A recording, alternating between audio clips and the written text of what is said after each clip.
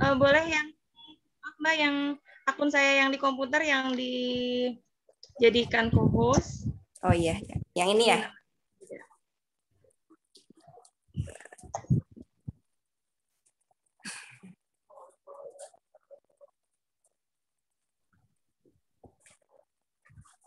Oke, sudah Mbak.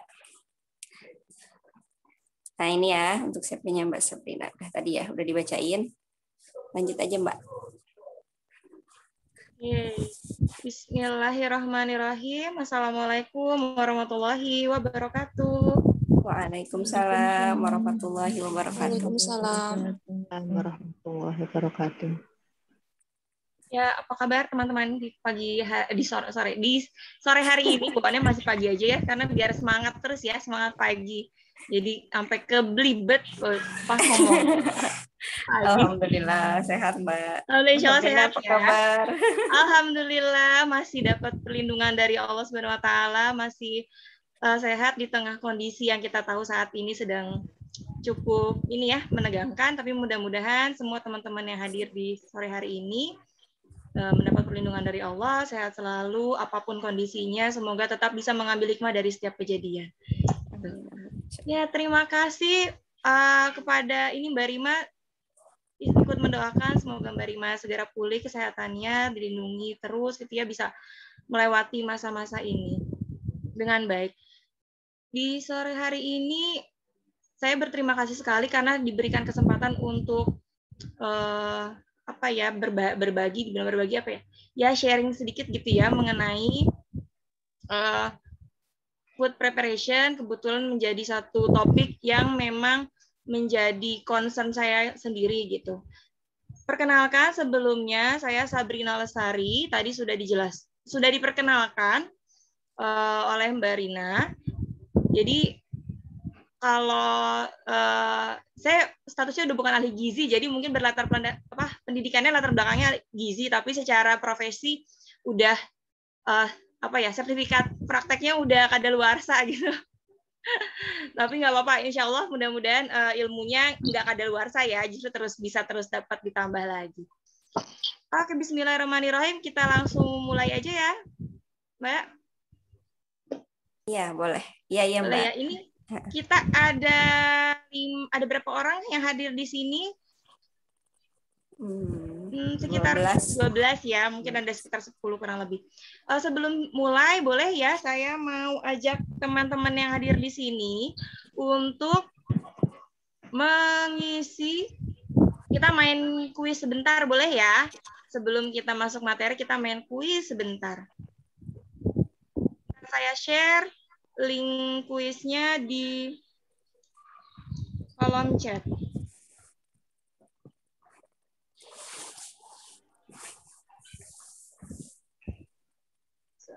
Sebentar.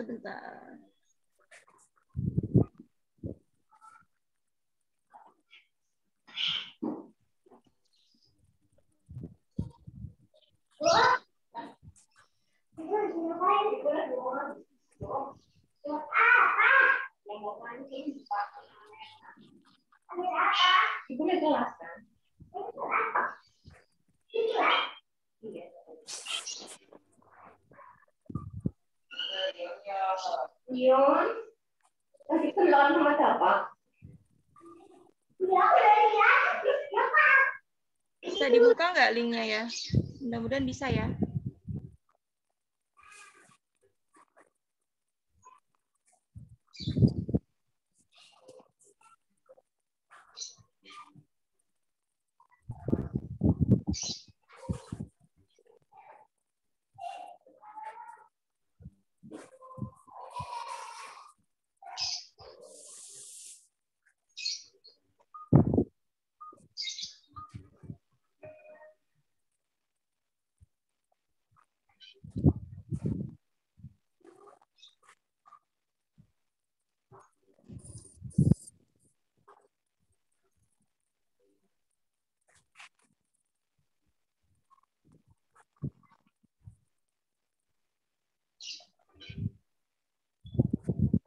Sambil saya izin share screen materinya, teman-teman bisa isi dulu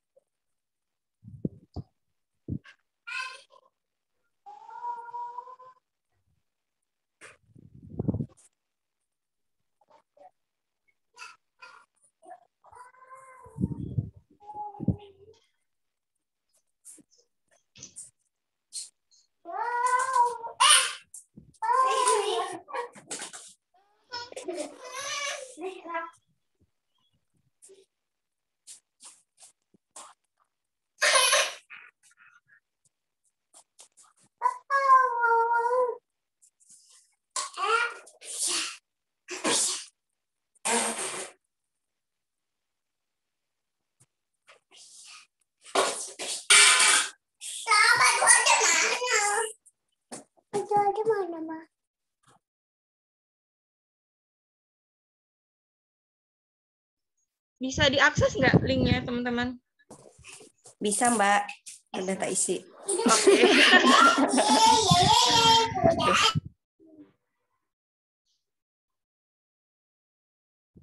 Oke, kita sampai 1 menit lagi aja ya, sebentar aja. Ini gampang, cuma 5 pertanyaan. Kayaknya udah langsung pada bisa semua deh.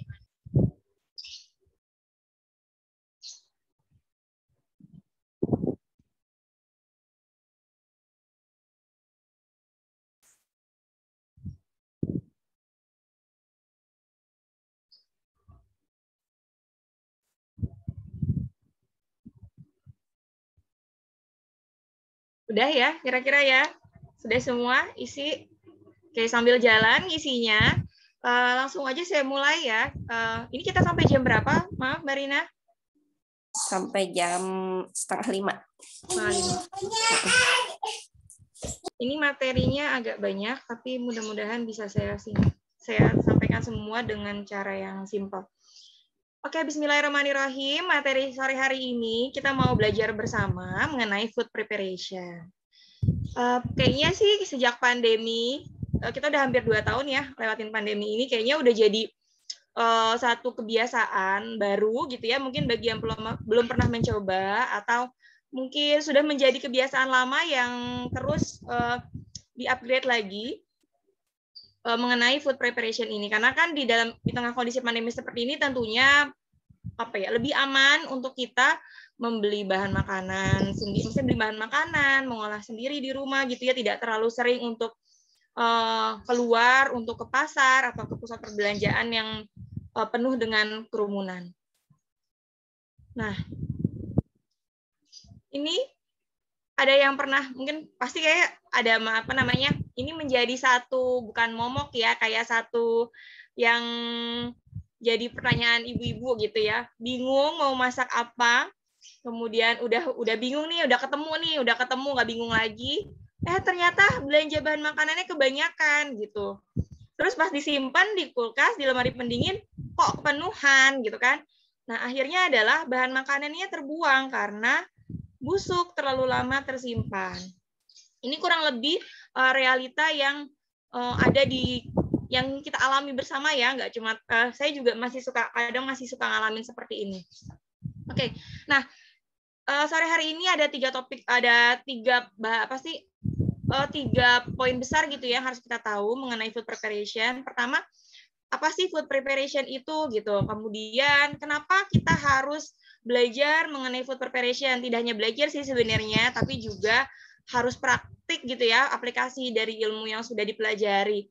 Kemudian yang terakhir adalah bagaimana caranya gitu, tahapan-tahapannya seperti apa saja supaya tujuan kita dari food preparation ini tercapai. Tadi kan di kuisis ada ya salah satu tujuannya apa tuh. Nah, teman-teman pastinya nggak mau dong asal-asalan untuk melakukan food preparation gitu. Oke, kita langsung masuk ke topik bahasan yang pertama mengenai apa sih food preparation itu.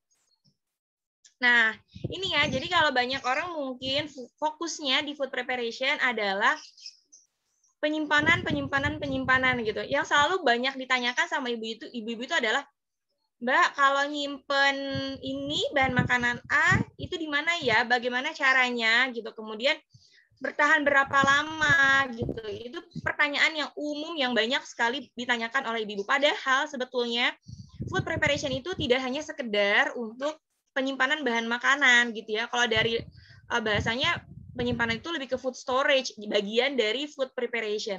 Jadi food preparation ini sebenarnya dimulai sejak kita mulai merencanakan menu, kemudian dari menu kita rubah ke anggaran belanjanya, ke daftar kebutuhan belanjanya, lalu kita belanja gitu ya, sampai akhirnya setelah belanjaan pulang ke rumah, kita bersihkan, kita perlakukan hingga dia kita simpan di lemari pendingin, kita simpan tidak hanya di lemari pendingin sebenarnya, kita simpan sesuai dengan tempatnya, sehingga kita bisa memaksimalkan atau mengoptimalkan bahan makanan itu agar tidak terbuang percuma.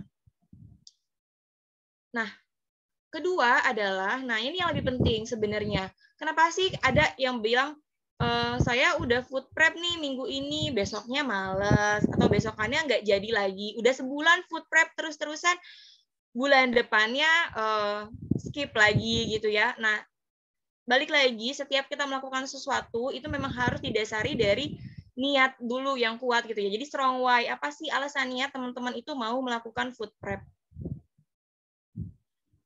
Nah, kalau ini alasannya yang saya ambil nih buat diri saya pribadi adalah cara sebagai seorang muslim ya, kita itu sudah diperintahkan untuk makanan yang halal lagi baik gitu ya, kemudian syukuri nikmat Allah. Nah, menurut saya pribadi, saya memaknainya adalah kegiatan food prep ini merupakan salah satu bentuk dari saya mensyukuri nikmat Allah. Nikmat nggak sih ketika kita bisa beli bahan makanan untuk keperluan, misalnya ada yang untuk 3 hari, ada yang untuk seminggu gitu ya, ada yang bahkan bisa belanja tuh 2 minggu sekali. Dana yang dipersiapkan kan besar ya gitu, dan itu merupakan nikmat dari Allah. Kita bisa beli itu nikmat dari Allah. Kita bisa menyediakan makanan, bahan makanan untuk di rumah, itu nikmat dari Allah. Jadi cara bersyukurnya ya dengan kita mau melakukan sesuatunya dengan sungguh-sungguh gitu. Kayak kita mau nyimpan bahan makanan, ya harus tahu caranya seperti apa sih, cara nyimpan yang baik seperti apa, kenapa harus disimpan seperti ini gitu, supaya sebagai bagian dari cara kita bersyukur kepada Allah. Nah, kemudian selanjutnya adalah kenapa kita harus belajar mengenai food prep adalah tahu ya teman-teman bahwa kayak tadi saya bilang di awal, itu banyak sekali permasalahannya adalah udah nyimpen ternyata pas diperiksa banyak aja tetap masih banyak yang busuk, bahkan belum dipakai udah keburu nggak bagus lagi kondisinya, kualitasnya gitu ya. Nah, ini sebenarnya menjadi salah satu poin penting, alasan penting untuk kita menerapkan food preparation.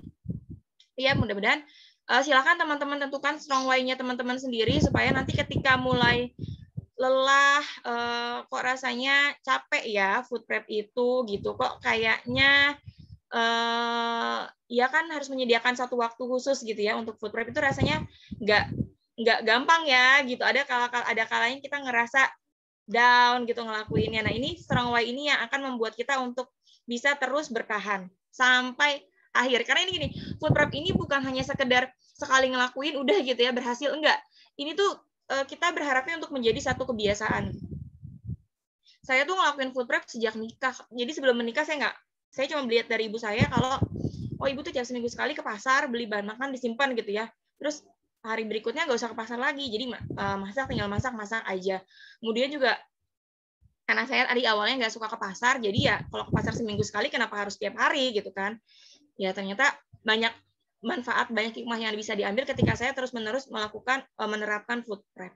Jadi lebih mudah, jadi intinya sih udah nggak bingung lagi, udah nggak ada pertanyaan lagi besok mau masak apa itu udah tahu lah mau masak apa gitu ya. Bahkan tanpa harus ngelihat menu juga udah jadi satu, ya udah kayak kita udah punya di otak tuh udah punya simpenan gitu, memori bahwa oh ya keluarga saya masaknya menunya ini gitu.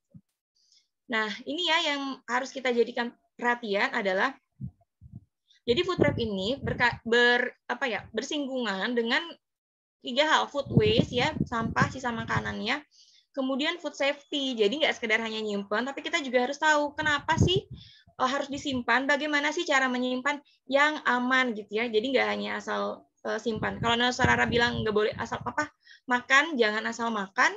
Kalau di food prep, nyimpan jangan asal nyimpan gitu ya, perlakukan bahan makanan jangan asal perlakukan bahan makanan.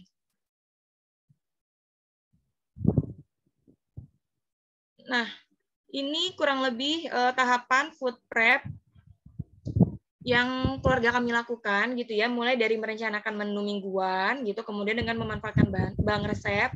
Nah, jangan lupa teman-teman juga harus periksa stok bahan makanan yang ada. Jadi misalnya kita udah bikin menu nih, ternyata dari bikin menu kan nanti diterjemahkan menjadi daftar belanja. Nah, daftar belanja itu kan kita tahu nih, misalnya beli minggu ini ada menu sop, ada menu capcay, berarti harus beli wortelnya untuk seminggu itu berapa, seperempat atau setengah kilo. Nah, itu kita cek dulu di kulkas gitu, di lemari pendingin, di tempat penyimpanan. Ada nggak sisa wortel dari pekan kemarin yang belum sempat terpakai. Nah, berarti kan dikurangin tuh nanti kan pas belanjanya. Gitu. Kemudian buat lagi daftar belanja yang terbaru. Jadi ada apa ya, updatean lah gitu. Kemudian belanja bahan makanan, lalu kita simpan. Kita mulai dari menyusun menu makanan. Nah, menu ini juga sebenarnya kalau kita berharap nih di kondisi pandemi ini, kita pengennya kan tujuannya adalah untuk sehat. Jadi kita juga nggak bisa asal susun menu gitu. Jadi misalnya udah ayam goreng, tempe goreng, apalagi yang digoreng-goreng, semuanya digoreng dalam satu waktu gitu. Dalam satu hari menunya tuh digoreng semua, itu juga nggak bagus gitu kan. Jadi memang balik lagi kita harus paham bahwa menu itu ada cara-caranya loh nyusun menu, nggak bisa asal-asalan gitu. Tapi dengan pakem-pakem yang ada, kita bisa kok buat menu. Jadi nggak harus punya keahlian khusus, misalnya harus belajar gizi dulu gitu ya, terus baru bisa nyusun menu, enggak. Kita ibu-ibu rumah tangga sebagai manajer gizi keluarga gitu ya, juga harus belajar ini dan punya pakemnya. Jadi kita tahu, oh ya bikin menu tuh seperti ini yang sehat untuk keluarga. Balik lagi, setiap keluarga punya value-nya masing-masing ya. Jadi maksudnya gini, ada yang mungkin lagi mengikuti trennya hidup sehat ala A gitu ya. Ada yang mengikuti gaya hidup sehat trennya ala B. Kita nggak bisa menyamaratakan semuanya. Jadi kalau memang teman-teman merasa, oh ya saya nyaman, saya cocok dengan gaya hidup sehat yang seperti ini, ya jalankan gitu, istiqomahkan, lihat memang itu cocok buat keluarganya, memberikan manfaat, ya nggak apa-apa. Tapi dengan keluarga lain yang punya gaya yang berbeda juga nggak masalah gitu. Asalkan dalam koridor tujuannya adalah untuk mencapai kesehatan optimal gitu ya. Jadi yang pertama diperhatikan kebutuhan gizi anggota keluarga, kemudian mudah diselenggarakan. Jadi jangan cari kalau emang masih taraf skill memasaknya gitu ya, masih yang atau misalnya masih belum terlalu suka memasak terus harus bikin terus nulis menunya rendang, gula gitu ya, jangan juga gitu. Jadi sesuaikan gitu dengan dengan kemampuan kita, dengan misalnya nggak punya panci presto tapi bikin makanan yang harus di presto gitu kan, nyusahin diri sendiri gitu ya. Padahal kita bisa cari alternatif menu yang lain yang mudah diselenggarakan, karena kita pengen dong ketika kita menyajikan makanan untuk keluarga kita happy ngelakuinnya gitu. Lalu kemudian adalah biaya. Nah ini balik lagi ke keluarga masing-masing gitu ya, nggak bisa distandarisasikan. Dan bikin menu yang sehat itu nggak mesti mahal, nggak mesti mengeluarkan biaya yang luar biasa gitu. Dengan biaya yang kita punya dengan biaya minim kita bisa optimalkan kok gitu. Nah yang penting adalah menunya itu diterima anggota keluarga. Jadi kalau nggak mau repot ya cari menu yang fleksibel tuh untuk semua anggota. Jangan si anak maunya makan makannya yang nggak mau yang pedas-pedas, bapaknya doyannya yang pedas banget. Terus kita bikin 2. Kalau emang itu nggak ngerepotin sih nggak apa-apa ya kalau mudah diselenggarakan. Tapi kalau ternyata jadinya malah merepotkan, ya mendingan kita stok. Ya nggak promosi, saya stok. Ini awal mula saya jualan sambal tuh karena itu. Jadi memudahkan kan, kita punya stok sambal sendiri, kita ya udah sediain. Atau misalnya si bapak sukanya menu Indonesia banget, si anak sukanya westernnya, cari jalan tengah lah supaya bisa memadukan itu, supaya bisa diterima anggota keluarga. Karena kan kerjaan ibu nggak cuma masak doang ya di dapur gitu. Masa iya mau ngabisin berjam-jam untuk di dapur itu juga ya nggak ya, saya juga nggak setuju sih gitu. Maksudnya selagi kita bisa mengoptimalkan waktu menjadi lebih singkat tapi tetap efektif, kenapa enggak gitu. Nah, ini kurang lebihnya sama tadi ya.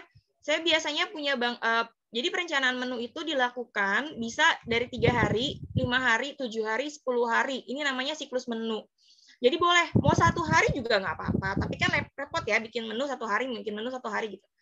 Lebih baik kalau bisa sebulan, nggak apa-apa, lebih bagus lagi gitu. Jadi memang sesuaikan dengan kondisi keluarga masing-masing.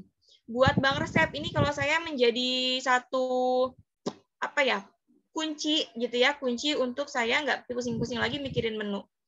Jadi udah punya bank resep tuh ya, lalu pilih siklus menunya, lalu susun menu mulai dari kalau makanan pokok kayak rata-rata masih sama ya, pakai nasi, mungkin nasinya ada beragam jenisnya, kemudian boleh diselingi dengan variasi karbohidrat yang makanan pokok yang lain ya, umbi-umbian gitu ya.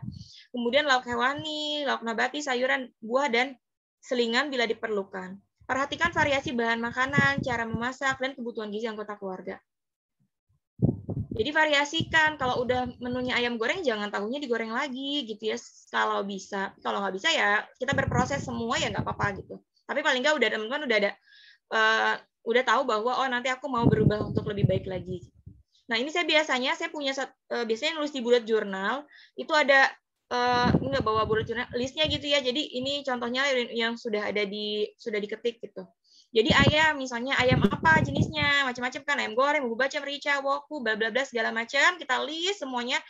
Di list ini yang bisa kita masak ya. Jadi jangan semua yang ada di luaran sana kita tulis, yang ada kita pusing sendiri, kita aja belum menguasain gitu. Kalau kita mau misalnya sekali-sekali mau coba explore resep gitu ya, mau coba eksplorasi, trial boleh kok, tapi jangan di hari biasa, maksudnya ada waktu senggang ya kita trial. Tapi kalau di hari biasa ya pakai pakem yang udah kita punya aja, yang udah kita terbiasa masak, yang udah kita ibaratnya resepnya udah di luar kepala lah gitu, tanpa harus nyontek-nyontek lagi gitu ya, tanpa ada gagal-gagal gitu. Ini udah yang biasa kita masak.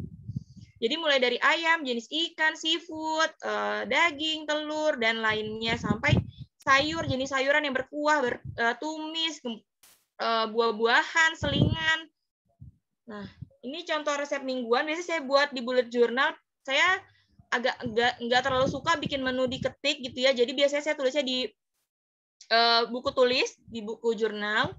Setiap minggu itu pergantian pekan saya ganti. Jadi biasanya kalau sebenarnya nih menu ini kan mingguan nih, bisa nih kita ngulang. Kalau saya buatnya sampai hari Sabtu aja ya, karena hari Minggu itu biasanya dipakai waktunya seharian itu untuk food prep. Jadi kayak waktunya libur masak juga gitu. Atau biasanya gantian suami yang masak, menunya bebas sesuai dengan requestan anak-anak, atau lagi kepengen makan apa nih gitu minggu ini. Yuk kita bikin di menu hari Minggu gitu. Ini ya, jadi makan pagi, saya biasanya masaknya 2 kali pagi, kemudian siang dan malam itu sekali masak, lalu buah, dan ada cemilan, karena anaknya lagi butuh kebutuhan energinya cukup tinggi, jadi perlu ada cemilan. Nah, habis nyusun menu tadi buat daftar belanja. Nah, jangan lupa food prep itu juga harus mau nggak mau kita menyediakan waktu dalam 1 hari untuk belanja, bersihin bahan makanan, dipindah-pindahin di tempat yang sesuai gitu ya. Mulai dari penyiapan dari bumbu sampai dengan lauk pauk, sayur-sayuran. Oke, ini untuk menu, dan ini menjadi satu kunci yang penting untuk teman-teman. Jadi kalau mau langsung asal nyimpen bisa aja, bisa. Tapi lebih baik kita tahu kita tuh mau masak apa sih gitu. Supaya kita tahu kita perlu beli apa, kita perlu nyimpen apa.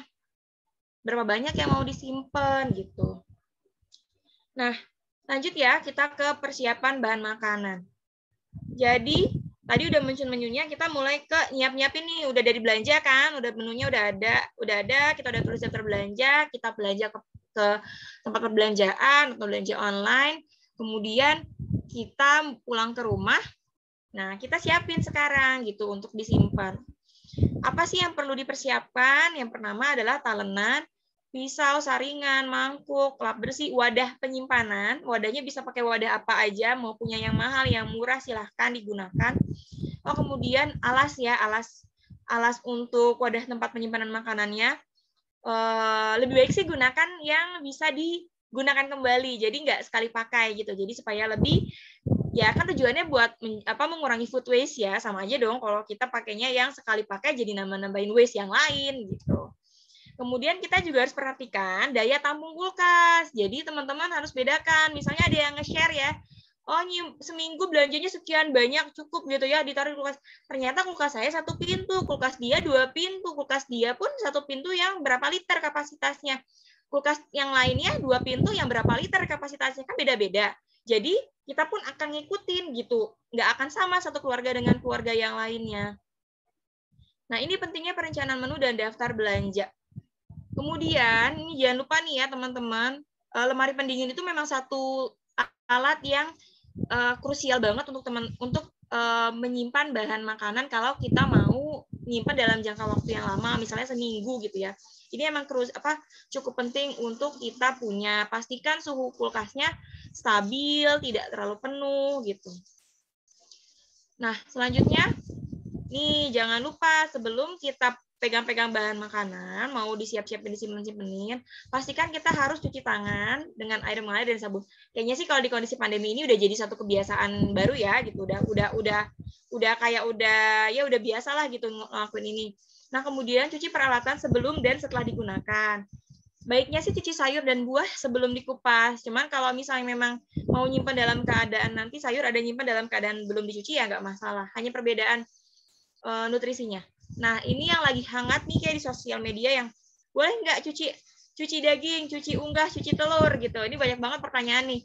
Kalau ikutin panduan dari CDC ya mengenai food safety, di panduannya disarankan untuk tidak mencuci daging, unggas, dan telur. Kenapa? Karena biasanya kan ya kalau pada saat food prep kita itu nggak cuma satu bahan makanan yang ada di wadah. Maksudnya kita mau nyuci nih.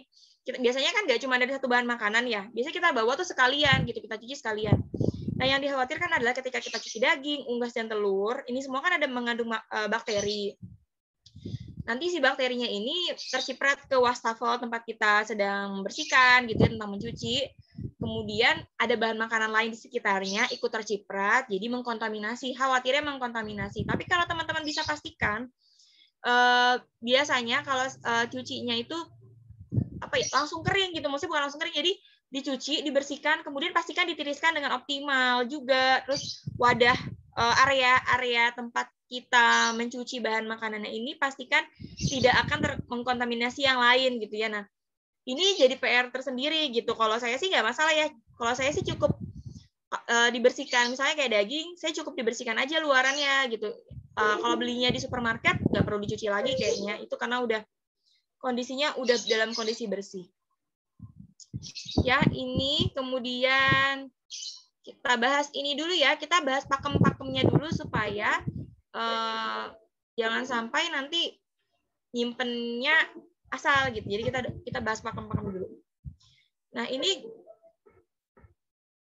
gunakan talenan, pisau, dan wadah yang berbeda untuk setiap jenis bahan makanan. Jadi kalau misalnya mau nyediain, biasanya saya bedakan nih, kalau saya punya 3 talenan di rumah, dibedakan satu untuk laukan ya, misalnya ada ayam, daging gitu ya yang mentah. Satu talenan lagi untuk sayur-sayuran, misalnya ya potong-potong sayur, kemudian bawang-bawangan. Yang ketiga adalah talenan untuk potong-potong bahan makanan matang. Jadi kayak buah-buahan atau kue-kuean gitu ya. Kenapa kita harus pisahkan? Karena si talenan ini nantinya bisa ada bakteri yang tersimpan di dalam talenan ini gitu. Nah, itu bisa kontaminasi silang. Jadi kalau memang misalnya punya talenannya cuma satu, nggak apa-apa, tapi perlakukan dengan baik. Caranya adalah dengan dicuci dengan air panas dan sabun, gitu, supaya bakteri-bakterinya hilang. Itu ya, terus pastikan bahan-bahan makanan mentah, terutama yang sumber protein hewani, itu dipisahkan dari bahan makanan lain. Karena bakterinya lebih banyak di sumber-sumber itu. Nah, lalu pastikan beli bahan makanan dalam kondisi segar. Jadi jangan salahkan nanti nyimpennya kok cepet busuk, padahal pas dibelinya aja kualitasnya udah nggak optimal gitu. Jadi pastikan kualitasnya optimal, kemudian pastikan kondisi dalam menyimpan itu adalah kondisi kering ya. Jadi nggak ada air di dalam situ, karena air itu menjadi sarana bakteri untuk tumbuh gitu, memberikan kelembaban, sarana bakteri untuk tumbuh. Lalu dibersihkan, pastikan bersih kondisinya, dibersihkan kotoran-kotoran yang menempel, buang bagian yang kotor kalau emang nggak bisa dibersihkan gitu ya. Lalu simpan dalam wadah kedap udara. Baiknya sih simpan dalam sekali porsi penggunaan, tapi kalau nggak bisa ya nggak apa-apa kok. Misalnya kalau saya wortel misalnya, baik enaknya sih disimpannya misalnya kalau mau udah tahu nih mau di sop, dicapnya udah dipotong-potong disimpan. Tapi kalau mau dalam bentuk utuh wortel ya nggak apa-apa juga gitu. Jadi sesuaikan aja dengan kondisi masing-masing, nyamannya teman-teman masing-masing. Lebih mudah lagi bila kita memberi label pada wadah untuk memudahkan, terutama nih untuk menyimpan bahan makanan yang sisa-sisa, atau misalnya yang kayak misalnya butter mau nyimpan di kulkas, ditaruh di labelnya, karena kita udah lepas bungkus luarnya ya, jadi kita nggak tahu expirednya kapan. Itu buat kita wadah, oh kita nyimpan hari ini, atau kita buat ngecek berapa lama ya dia tahan di kulkas ini, ya dikasih label tanggal, nggak apa-apa. Jadi kita tahu, oh ini belanjaan minggu kemarin. Nah, yang terpenting lagi adalah bersihkan kulkas secara berkala. Berkalanya berapa lama? Balik lagi, sesuaikan dengan kondisi teman-teman. Kalau emang biasanya food prep-nya seminggu sekali, ya sekalian pas seminggu itu dikeluarkan isi kulkas, dibersihkan, kemudian baru diisi lagi dengan bahan makanan yang baru. Pastikan ketika membersihkan, ya pastikan dulu bahan makanan yang lainnya jangan sampai masih banyak tersisa gitu ya. Jangan terlalu lama berada di suhu ruang karena pastinya kualitasnya akan menurun. Nah, ini tujuan penyimpanan itu adalah kita ingin menjaga keamanan dan kualitas makanan ya, baik kualitas maupun kuantitas. Nah, ini lama penyimpanan bahan makanan tergantung jadi jenis bahan makanan sendiri dan suhu penyimpanan. Jadi, misalnya kalau teorinya, misalnya nyimpan daging ayam di chiller bisa tahan 1-2 hari, bahkan 3 hari. Ternyata di kulkas si A 1 hari aja udah busuk. Ya jangan salahkan teorinya, tapi kita koreksi adalah, oh ya mungkin suhunya kulkas saya nggak stabil. Suhunya dicek dulu suhu kulkas kita sudah sesuai dengan suhu yang seharusnya apa enggak. Nah, ini ada penyimpanan bahan makanan, sebenarnya ada jenisnya, ada bahan makanan kering, bahan makanan segar. Yang kering yang tidak perlu disimpan di kulkas, dia lebih tahan lama, biasanya bisa berbulan-bulan gitu ya. Kemudian yang bahan makanan segar biasanya memerlukan lemari pendingin atau bahkan freezer. Ini nanti teman-teman bisa lihat ya bahwa ada suhu idealnya loh. Beda ya antara lemari es dan freezer yang tergabung dengan lemari es dan freezer yang terpisah. Jadi lemari es yang tergabung ini beda tuh suhunya ya, suhu untuk suhu standar untuk penyimpanannya ya. Ini nanti teman-teman bisa menyimak. Bisa dibaca, mudah-mudahan materinya didapat nanti. Nah, ini jangan lupa kita harus pastikan bahwa bahan yang tepat pada tempat yang tepat. Jadi kan kalau di kulkas itu ada yang namanya crisper ya, atau vegetable store yang di bawah itu, nih yang di bagian bawah. Yang di bagian bawah nih. Kalau ini kan di bagian bawah nih, ini buat nyimpan sayur nih, sayur-sayuran, buah-buahan. Kemudian chiller tuh yang di bagian tengahnya, bagian atasnya bawahnya freezer itu biasanya untuk yang agak lebih dingin. Kemudian refrigerator yang tengah-tengah itu yang lebih suhunya lebih tinggi lagi. Kemudian nah freezer yang suhunya paling rendah. Nah, ini kita lihat di sini ya. Kalau kita lihat ini kulkas 2 pintu, ini yang banyak juga dijadi pertanyaan teman-teman. Nih, ini freezer, tempat yang untuk kita menyimpan lebih tahan lama, sebulan, 2 bulan, 3 bulan, bahkan bisa sampai 6 bulan, setahun, bisa. Kemudian, nah ini rak pertama, ini biasanya kan suka nih ada chillernya ya di sini. Kemudian ini buat yang kayak misalnya susu, telur, yogurt, keju gitu-gitu ya nyimpannya. Nah kemudian yang keduanya itu biasanya untuk bahan makanan yang matang, ya yang udah dimasak mau disimpan di kulkas gitu, atau misalnya ada sisa kue mau disimpan, biasa di rak yang kedua. Kemudian nah rak yang ini nih 2 ini untuk simpan-simpan tadi ya, yang bahan makanan yang matang. Nah, yang di bawah sini paling bawah sebelum dari crisper, tempat menyimpan sayur, ini itu tempat untuk naruh bahan makanan yang misalnya kita towing dari freezer, kita towingnya jangan ditaruh di paling atas ya teman-teman, tapi di paling bawah. Kenapa sih? Karena dia akan netes airnya. Nah, ketika netes airnya, dia kalau kita taruh di sini, ini akan netesin ke sini nih, ke bahan makanan yang matang, jadi mengkontaminasi gitu. Kemudian, nah untuk di pintu, ini tempat untuk naruh minuman, misalnya perlu disimpan sambal-sambal, atau misalnya selai-selai yang perlu disimpan di kulkas, gitu ya. Jangan simpan telur di pintu ya, teman-teman, karena suhu di pintu ini biasanya nggak stabil. Jadi telur pun juga mudah rusak kalau disimpannya di bagian pintu. Nah, ini ya. Freezer nih, telur, keju, susu di bagian atas, kemudian bagian bawahnya bagian dari kue yang matang, lalu di sini untuk bahan makanan kayak daging, seafood gitu ya yang belum matang. Sini sayur dan buah di bagian sini bawah ya, crisper. Kalau untuk bahan makanan kering cukup disimpan di lemari. Kemudian ada beberapa bahan makanan yang juga baiknya tidak disimpan di dalam lemari pendingin seperti kentang, bawang, kemudian buah-buahan tertentu yang tidak perlu disimpan di lemari pendingin. Tomat juga jeruk nipis kalau belum matang banget nggak usah disimpan di dalam lemari es gitu. Cukup disimpan di suhu yang teduh, tempat yang teduh. Ini ya. Nah, yang terpenting lagi adalah kita alur penyimpanan bahan makanan itu adalah first in first out. Jadi yang pertama kita beli itu yang pertama kita gunakan. Makanya selalu tempatkan yang sudah kita misalnya kita sisa wortel gitu ya, kita belanja lagi wortel baru, si wortel yang baru ini taruh paling bawah, jadi kita taruh paling pojok gitu ya, paling dalam. Nanti yang di depan yang mudah terlihat adalah yang sudah lama tersimpan. Jadi kita pakai duluan. Semua bahan makanan prinsipnya sama. Nah, pastikan lagi adalah jangan isi kulkas terlalu penuh. Sisakan 10%, 20% dari daya tampung kulkas untuk sirkulasi udaranya yang baik. Gitu. Jadi supaya dinginnya merata ke semua bagian kulkas gitu. Jangan sampai ya yang penting mah saya belanja sekali aja seminggu deh gitu. Mau gimana kayak taruh aja gitu tanpa perhatikan kulkas saya penuh apa enggak ya gitu, aliran udaranya lancar apa enggak ya gitu. Jangan ada sisa kulkas taruh, ada sisa di kulkas taruh. Nah, baru kita masuk ke penyimpanan. Ini kayaknya udah teman-teman udah biasa ya nyimpan lauk hewani. Yang pertama tadi ya, balik lagi mau dicuci nggak dicuci silakan, teman-teman punya pilihannya sendiri dengan resikonya masing-masing, dengan sesuaikan dengan kenyamanan teman-teman masing-masing. Biasanya supaya lebih awet itu ditambahkan irisan jeruk nipis. Kalau yang mau disimpan dalam jangka waktu lama bisa disimpan di freezer. Kalau enggak cukup di chiller, di chiller atau di bagian bawah tadi ya yang untuk taruh bahan makanan yang mentah, yang daging-dagingan.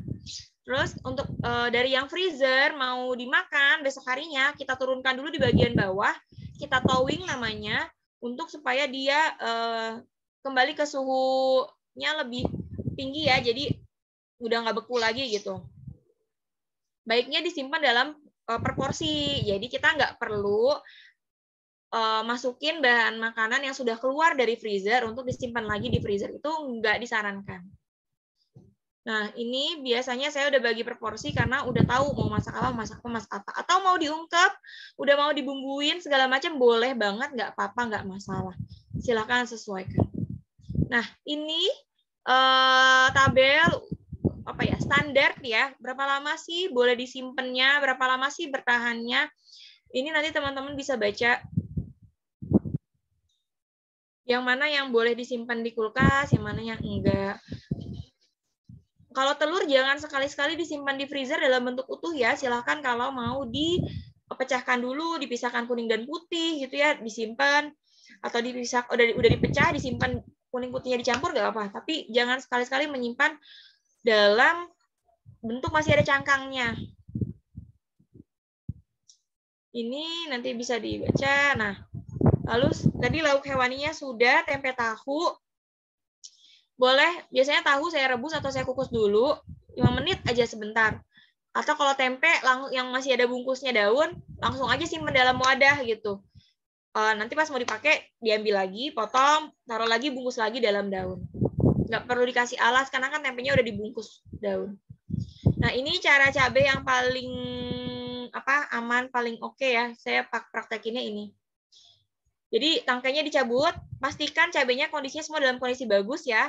Kemudian saya biasanya udah dicuci, dikeringkan, pas bawang putih 1-2 buah, dialasi tisu kain, lalu kemudian taruh cabainya, taruh bawang putihnya, tutup, simpen. Lalu untuk sayuran daun, ini sama. Yang penting adalah pastikan kondisinya bersih, bersih, kering. Kuncinya 2, bersih dan kering gitu. Jadi memang kualitas dari awalnya saat penyimpanan harus oke dulu ya gitu. Boleh mau dipotong-potong sayurannya, boleh. Nggak dipotong-potong, cuma dilepas-lepas kayak gini juga nggak masalah. Kalau saya karena biasanya sawi kan suka saya jadikan bungkusan kayak sayur isi daging ayam sama kayak somai gitu ya. Jadi biasanya saya masih dalam bentuk utuh seperti ini. Dan sayuran daun ini memang tidak akan tahan lama biasanya. Biasanya hanya bertahan 3 sampai seminggu gitu ya. Jadi memang harus, kalau kita bikin menu ya mau nggak mau sayuran daun yang untuk dimakan digunakan terlebih dahulu. Ini jenis sayuran bunga, misalnya bagi wortel, buncis, terong, labu siam, dan lain-lain.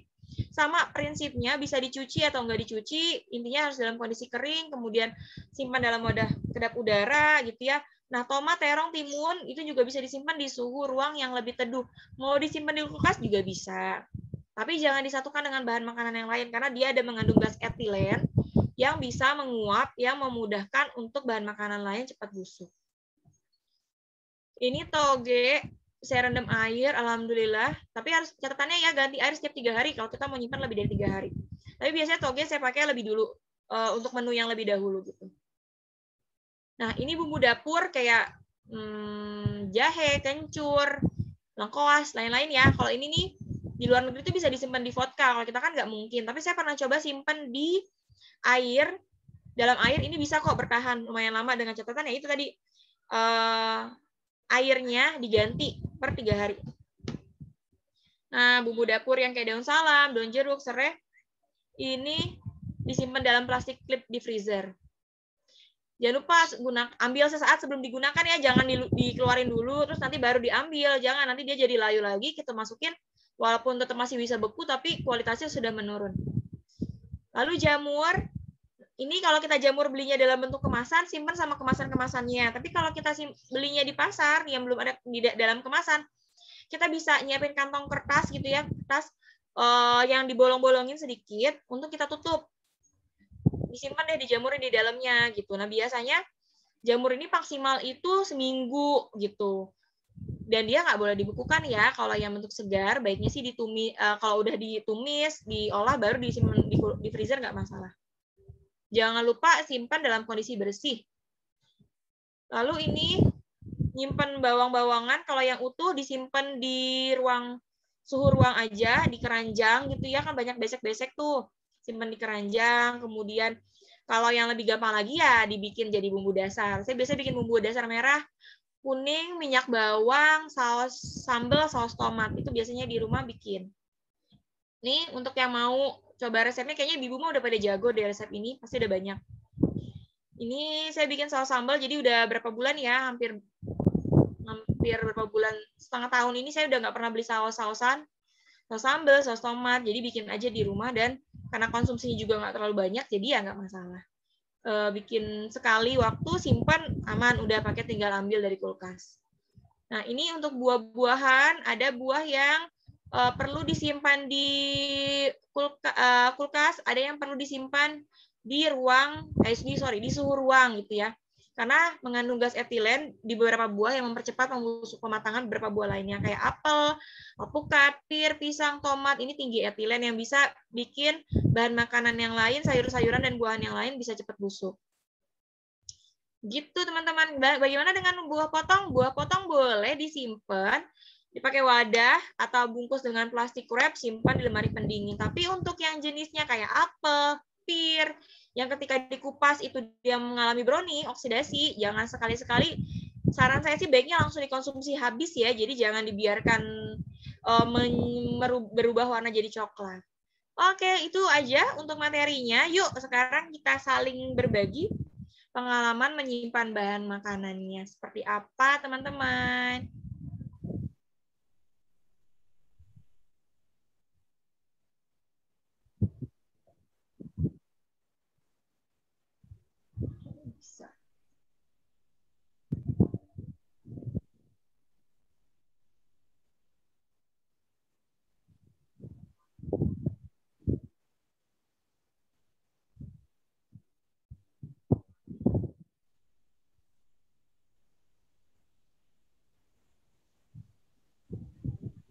Mbak Rina masih. Mbak Rina. Oh ya. Masih mute. Ya, ya. Ada yang mau sharing nggak ini? Ya, yuk.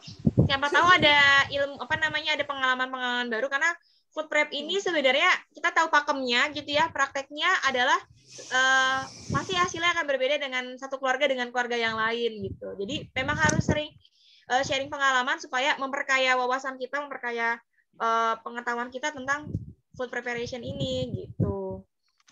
Yang punya kali, oh Mbak San nyimpennya seperti ini kok, aku nyimpen ini juga tahan lama kok, nggak apa-apa. Oh ini ada Mbak Dian. Ya, ya. Salah mau angkat tangan kok malah tepuk tangan.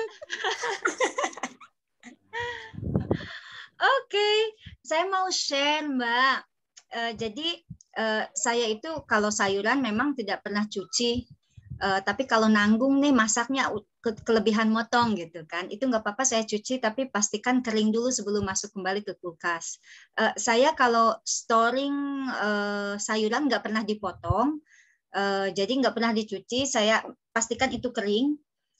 Biasanya kalau beli dari supermarket itu jauh lebih awet karena kan storing di supermarketnya di chiller ya atau ruangan AC. Tapi kalau beli di pasar, maaf teman-teman, 1 minggu juga udah layu dengan penempatan yang sama. Jadi kalau sayuran saya nggak pernah cuci, masukkan ke dalam kontainer. Kontainer misalnya kontainer yang apa itu yang suka kita take away kan sekali buang tuh itu bisa berkali-kali pakai.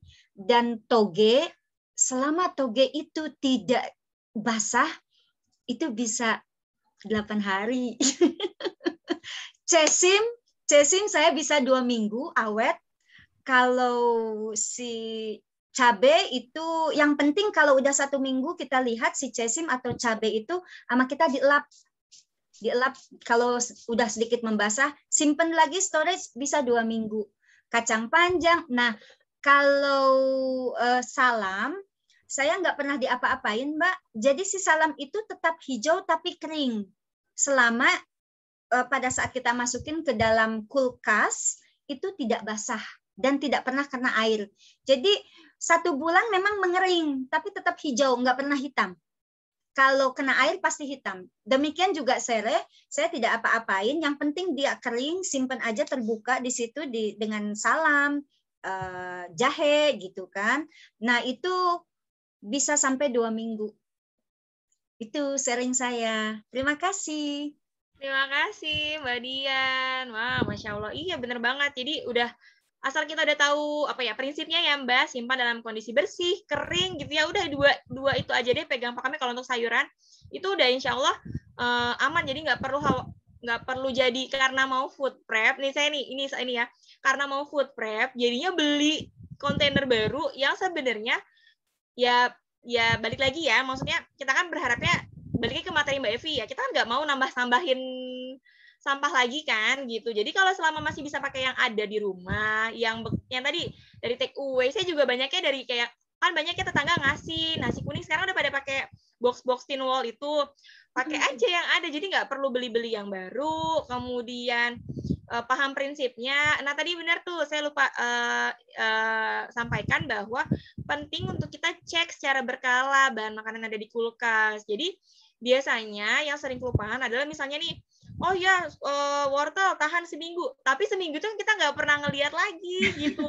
Percaya aja sama kulkas gitu ya bakal aman deh gitu. Padahal ya itu tadi kan namanya kita nyimpen ada kalanya misalnya suhunya turun atau segala macam itu kan bikin dia kayak berembun di dalamnya ya.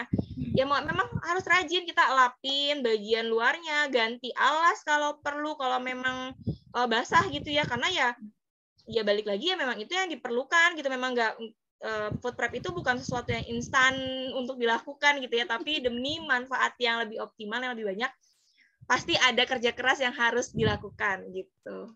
Telaten ya. Terima kasih Mbak Dian, semoga sekarang yang pasti adalah udah tahu kuncinya, tinggal PR-nya memang untuk kita semua adalah istiqomah ya Mbak. Ya ini ada Mbak Rizka. Ayo Mbak Rizka. Mbak Rizka, silakan Mbak Rizka.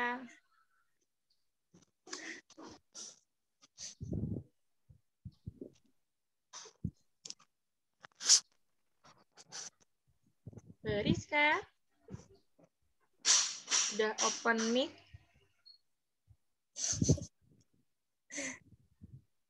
Jangan terpencet. Atau mau Mbak Evi dulu? Mbak Evi ini udah raise mati hand. suaranya.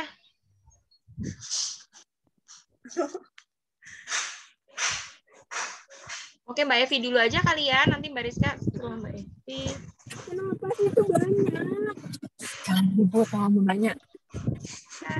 Assalamualaikum Mbak semua ya. Mbak Nari. Waalaikumsalam warahmatullahi wabarakatuh. Ini Mbak mau nanya. Jadi kan dulu pernah ya, maksudnya aku tuh atas nama kepraktisan tuh pernah beli yang frozen sayur yang udah dipotong-potong itu loh. Nah terus ceritanya aku ngikutin gitu. Tapi kenapa ya nggak sekeren yang maksudnya pas aku tauin gitu dia berair gitu loh. Ada tipsnya nggak ya? Jadi waktu itu aku sih cuman buncis sama wortel ya. buncisnya aku pisah juga, itu buncis loter terjar kecil-kecil kayak gitu kan, dia sih kayak ya kata-kata apa sih ya kayak itu kecil-kecil itu gitu. Nah cuman kok pas ditauin itu dia kayak udah matang gitu, terus jadi malah gini Bu, gimana ya, terus ya udahlah kita masukin aja kan ke sayur sop. Apakah si gizinya itu turun ya, apa kalau di pabrik itu ada proses apanya gitu yang kelewat ya. Itu aja sih sebenarnya yang aku maksudnya waktu itu tuh karena apa ya, pinginnya pingin punya stok gitu, puasa sih waktu itu nyobanya puasa.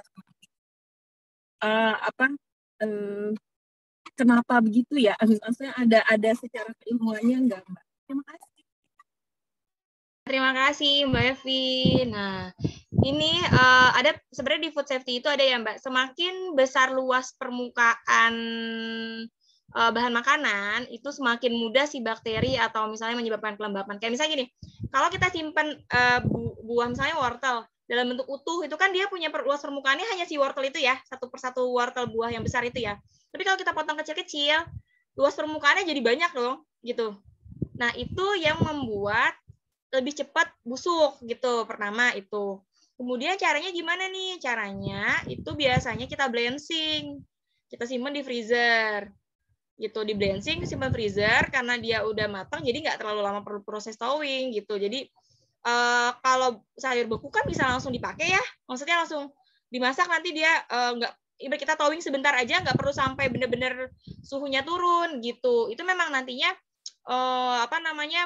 perubahan suhu itu nanti membuat si sayuran itu cepat mudah berair gitu Mbak. Memang resikonya adalah kalau kita simpan sayuran potong, baiknya sih kita udah di dalam bentuk blensing ya. Jadi udah di blensing, di stop, di blensing sebentar, kemudian direndam air dingin.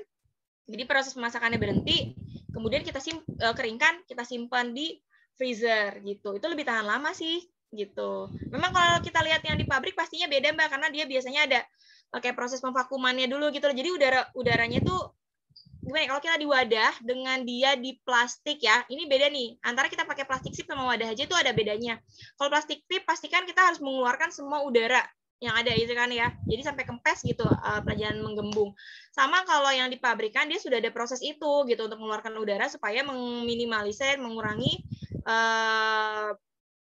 untuk tumbuhnya bakteri, untuk tumbuhnya jamur gitu, mengurangi kelembabannya gitu. Jadi memang pastinya akan berbeda. Nah, kalau mau nanti simpannya ya itu tadi saran saya di blensing, kemudian baru disimpan dalam bentuk potongan-potongan sayur itu. Biasanya sih nih kayak brokoli, kembang kol itu lebih lama kalau di blensing kemudian disimpan di freezer gitu. Sama sih wortel, buncis, potong-potong di blensing juga lebih tahan lama gitu. Itu Mbak, semoga menjawab. Atau mungkin teman-teman yang lainnya yang punya pengalaman boleh Makasih, Mbak. juga. Iya, sama-sama Mbak.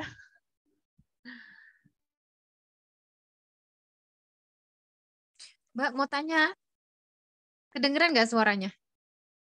Oh, kedengeran Mbak, kedengeran Mbak Rizka. Ya, silakan Mbak Rizka.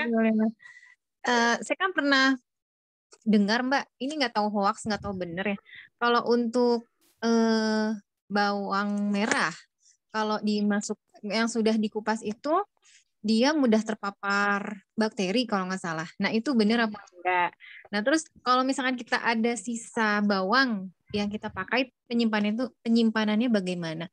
Nah kalau untuk bumbu itu yang dimasukkan ke kulkas, apakah harus ditumis dulu atau bagaimana Mbak? Itu aja sih. Terima kasih. Iya. Sama-sama Mbak Rizka, saya coba sharing ya. Untuk bawang, baiknya memang disimpan dalam bentuk belum dikupas. Kalau kita bilang baik ya, idealnya nih, disimpan dalam bentuk belum dikupas di suhu ruang. Tapi kan kita pengennya, pasti Ibu pengennya lebih praktis gitu kan. Gimana nih, udah dikupas, boleh nggak simpan kulkas? Boleh-boleh aja selama tidak terbuka. Jadi yang harus disimpan dalam toples khusus gitu ya, maksudnya dalam wadah khusus, wadah kedap udara gitu.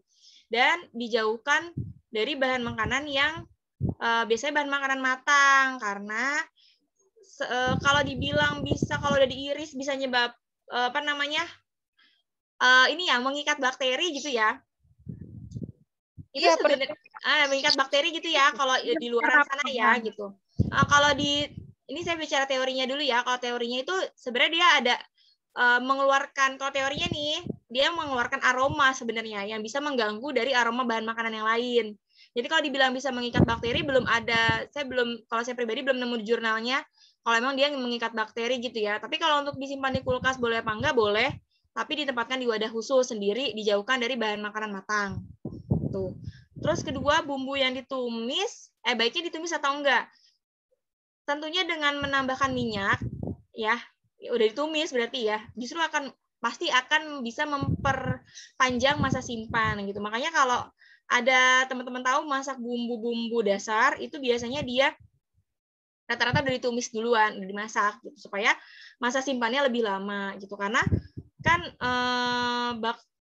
bakteri tumbuh di bahan makanan yang belum ibaratnya kalau ada proses pemasakan berarti kan si bakterinya tidak ada suhunya sudah tidak memungkinkan untuk bakteri tumbuh gitu ya di bahan makanan tersebut, apalagi kita simpan nanti di lemari pendingin. Udah aman lah ibaratnya gitu, udah nggak mungkin sudah meminimalisir pertumbuhan bakteri.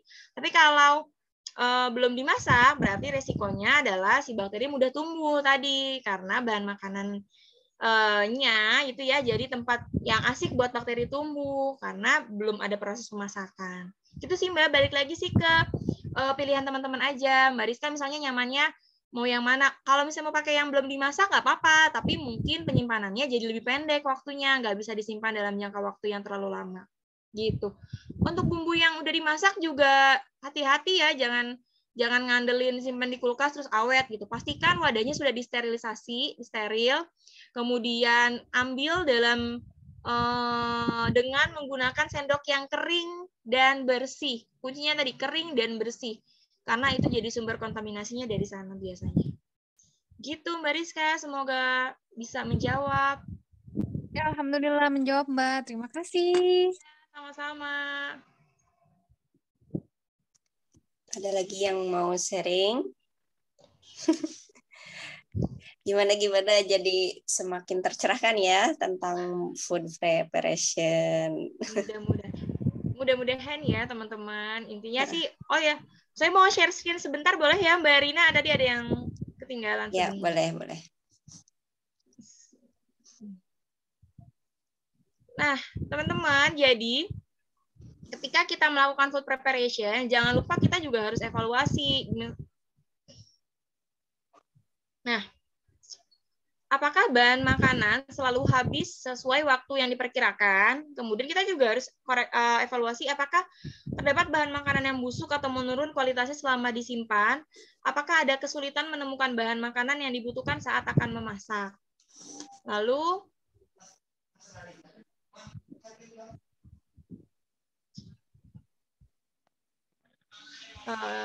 apakah masih butuh tahapan food preparation berikutnya sebelum bahan benar-benar siap dimasak?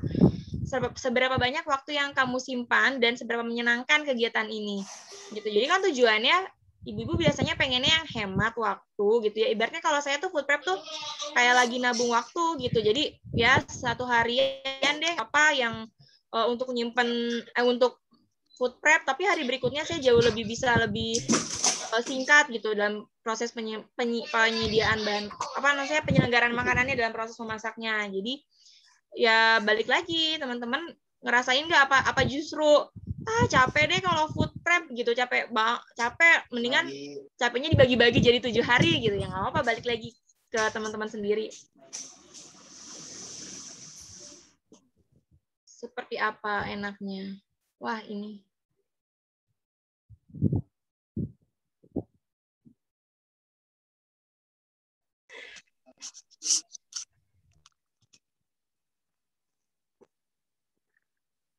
Sepertinya sinyal ya, share screen-nya nggak nampil Mbak Sabrina.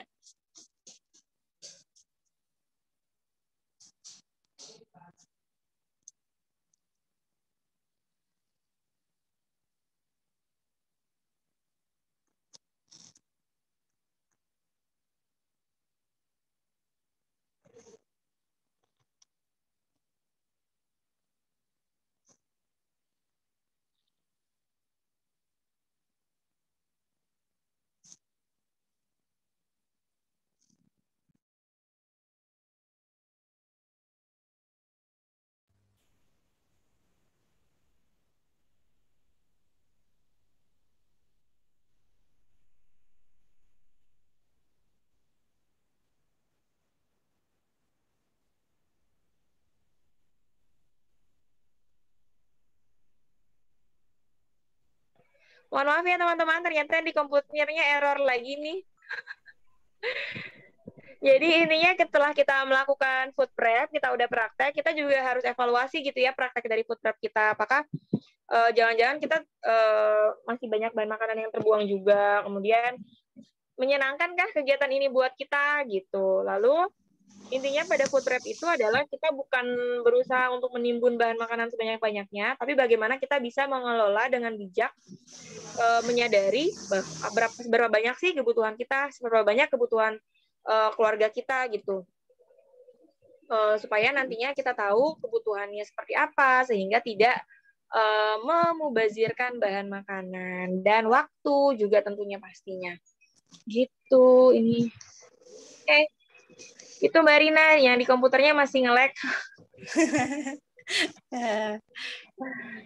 Ya, langsung aja ke challenge kali Mbak. Apa challenge-nya untuk peserta? Oh iya, challenge-nya sebenarnya ada di materi, tapi kita ya, challenge-nya materinya ini. udah saya kirim di grup sih. Iya, udah ya.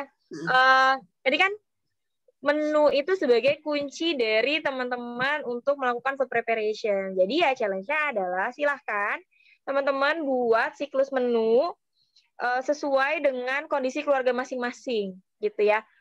Jadi silahkan dengan menggunakan pakem-pakem yang ada, teman-teman buat menunya disesuaikan dengan kondisi masing-masing. Mau 3 hari, 7 hari, 10 hari, sebulan, silahkan. Nggak apa-apa, gitu. Itu challenge-nya, Mbak Rina. Nanti gampang nih challenge-nya ya. Gampang ya, kan? Gampang ya, bikin menu. Padahal nanti prakteknya nanti langsung nih. Kalau prakteknya kan biarkan teman-teman praktek sendiri nanti ya. Maksudnya boleh nanti di-share di grup tuh kalau udah bikin menu, terus coba belanja ke pasar atau beli online, terus disimpan berapa hari, berapa lama sih gitu. Bagi-bagi catatan tuh nanti teman-teman boleh.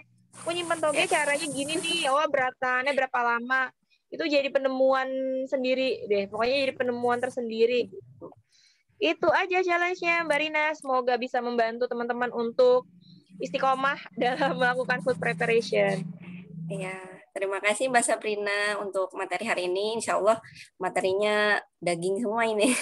Perlu banget buat kita para ibu-ibu yang kadang emang suka bingung kalau pagi-pagi besok mau masak apa ya, padahal kulkasnya penuh gitu. Betul. Ya. Ada lagi yang mau ditanyain teman-teman? Kalau nggak ada, saya persilakan Mbak Sabrina kalau mau apa duluan. Ini nih di chat kayaknya ada. Oh, kalau baceman bawang taruh di kulkas nggak Mbak? Aku belum pernah bikin, kata Mbak Evi. Baceman bawang saya nggak taruh kulkas. Di suhu ruang aja ya Mbak ya? Iya, di suhu ruang aja. Kalau taruh kulkas, taruhnya soalnya takut minyaknya membeku nanti. Oh iya. Tuh, jadi kan minyak itu kalau di suhu kulkas ya, suhu tertentu dia akan membeku tuh ada titik-titik bekunya. Jadi dia membeku gitu. Kalau dan setelah membeku biasanya mencair ada perubahan rasa.